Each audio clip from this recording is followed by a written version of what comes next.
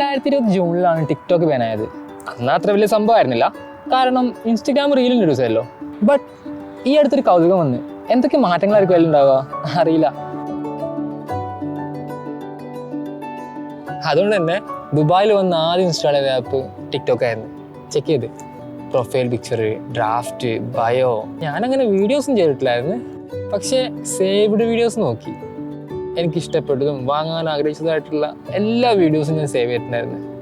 കാശ്മീർ, വാൾ paint, royal Enfield, അങ്ങനെ കുറേ. But ഇതൊന്നും ഇപ്പോൾ എൻ്റെ ആഗ്രഹങ്ങളല്ല, അല്ലെങ്കിൽ എൻ്റെ ആഗ്രഹങ്ങളെല്ലാം ഞാൻ മറന്നു പോയിട്ടുണ്ട്.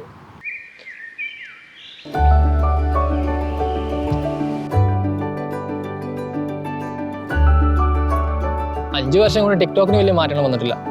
മാറ്റം വന്നത് എനിക്കാണ്. സേവ്ഡ് വീഡിയോസ് ഇപ്പോഴും നിറയുന്നുണ്ട്. ഒരു പക്ഷേ ഇതൊന്നും മറക്കാൻ പറ്റിയില്ലായിരുന്നെങ്കിലോ.